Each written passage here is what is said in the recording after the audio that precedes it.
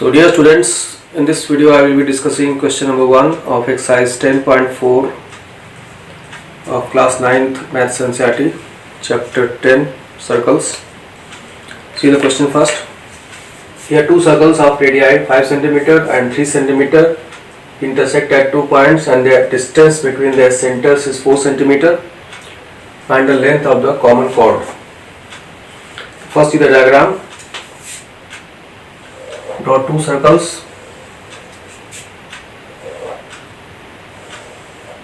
So these type of two circles are drawn. Let their centers be C1 and C2. We are given C1, C2 equal to 4 centimeter. AB is the common chord. AB is the common chord. Suppose M is the point of intersection of C1 and C2. So we are given radius 5 centimeter. So this is 5 centimeter and this is 3 centimeter. So C1A will be same as C1B equal to 5 centimeter and C2A is equal to C2B equal to 3 centimeter. तो ये question है आपका, दो circles हैं, ये बड़ा circle है, ये छोटा मान लीजिए इसको। तो दोनों में सेंटर्स के बीच का डिस्टेंस दिया हुआ 4 सेंटीमीटर। पहले का रेडियस है C1A C1B आपका 5 सेंटीमीटर, दूसरे का रेडियस है C2A C2B 3 सेंटीमीटर। यहाँ पर एक प्रॉपर्टी यूज करेंगे जो अपने इसके पहले वाले एक्सरसाइज 10.3 के लास्ट क्वेश्चन में प्रूव किया गया है। So as a result आप दोनों रिजल्ट यूज कर सकते हो। We know that line joining centers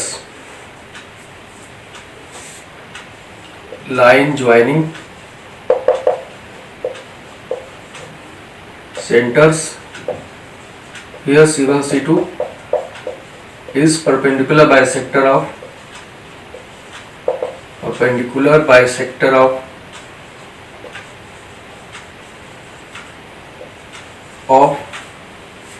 common chord which is here AB। ये आपका है, ये रिजल्ट यहाँ यूज करेंगे आप कि जो ये C1 C2 है वो AB का परपेंडिकुलर बाइसेक्टर है, मतलब ये आपका ये एंगल 90 पर this implies AM equal to MB होगा और एंगल AMC1 ये 90 होगा, ये एंगल 90 होगा, एक एंगल 90 होगा तो सारे 90 हो जाएंगे आपके। तो ये सिचुएशन है, निकालना क्या है आपको, AB फाइंड करना, length of common chord find करना है इसमें, ये आपका क्वेश्चन। अब इस प्रॉपर्टी का यूज करना है। इस प्रॉपर्टी का आपने देखा होगा, ये 10.4 का जो क्वेश्चन नंबर आपका क्वेश्चन नंबर 3 एक्सरसाइज 10.3 का एक क्वेश्चन में ही प्रूव किया गया है प्रॉपर्टी। इसका प्रूफ आप, इसके लिंक दिया गया वीडियो में, उसमें इसका प्रूफ आप देख सकते हैं। यहाँ पर मेनली इस रिजल्ट को यूज किया जा रहा है, line joining centres is perpendicular bisector of common chord, मतलब AM इक्वल टू MB होगा और ये एंगल 90 होगा। ये C1 C2 4 है आपका, ये 4 है पूरा। अब इसमें से एक पार्ट को आप x सपोज कर सकते हैं, सपोज C1x इज x, ये आपका 4 माइनस x हो जाएगा।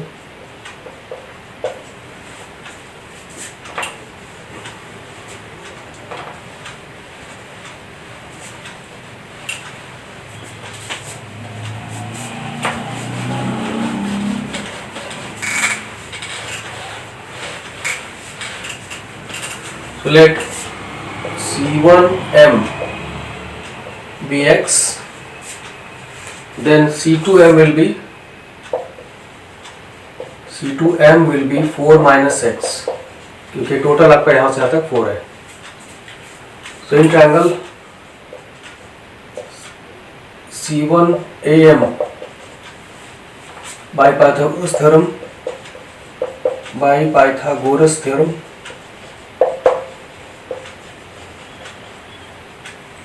C1a square is equal to C1m square plus am square, Pythagoras theorem apply कर दिया, that is 5 square equal to C1m is x square plus am square.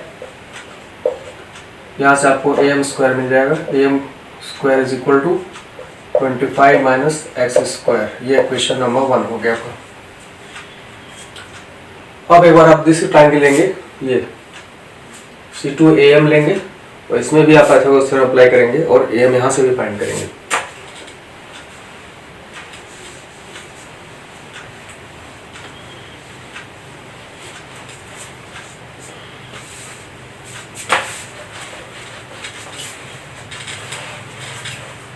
तो similarly in triangle C2am, मतलब ये result apply करना है आपको। C2a square is equal to C2m square plus am square. Value रखेंगे, C2a कितना है आपका 3 का स्क्वायर इक्वल टू C2m है 4 माइनस एक्स का स्क्वायर प्लस am स्क्वायर। यहाँ से am स्क्वायर मिल जाएगा आपको, m square is equal to 9 minus 4 minus x का होल स्क्वायर। तो इक्वेशन नंबर 2 हो गया। तो ये दो इक्वेशंस मिले आपको, दोनों इक्वेशंस में आपको m स्क्वायर की वैल्यू मिल रही है। अब इसको हम इक्वेट कर देते हैं, ये दोनों इक्वल कर देना है। 25 minus x square is equal to 9 minus 4 minus x whole square. Simplify करेंगे इसको, 25 minus x square equal to 9 minus, इसको एक्सपेंड करेंगे 16 plus x square minus 8x। X square आपका ये माइनस एक्स स्क्वायर ये कैंसिल हो जाएगा। यहाँ हो गया 25 equal to 9 minus 16 plus 8x, ये माइनस 7 हो गया, इधर आके ऐड हो जाएगा 25 प्लस 7 इक्वल टू 8x। तो इससे आपको x की वैल्यू मिल जाएगी।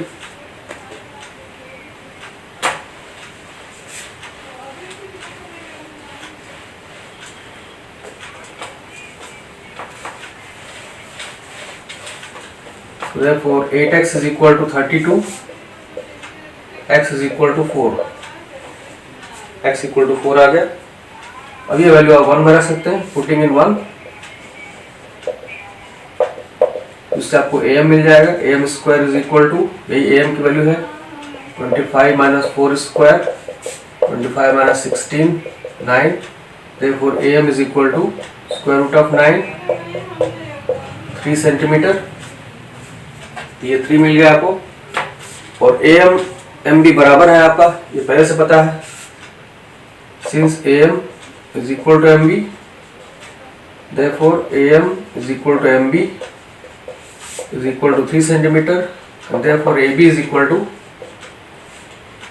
AM plus MB, that is 6 centimeter। तो ये आपका रिक्वायर्ड आंसर हो जाएगा, लेंथ ऑफ कॉमन कॉर्ड आपको मिल गया। अब इसमें एक पॉइंट और आप नोट कर सकते हैं कि यहाँ पर जैसे C1m आपका x सपोज किया गया था वो 4 आया है, तो C2m निकालेंगे तो वो 0 आ जाएगा। तो उसके अकॉर्डिंग जो फिगर है थोड़ा सा मॉडिफाई हो जाएगी आपकी, एक्चुअल फिगर ऐसा नहीं होगा इसके लिए। तो ये आपका C1m है, तो उसको आगे ऐसे फिगर कैसे मॉडिफाई होगा इसको आप समझ सकते हैं इससे।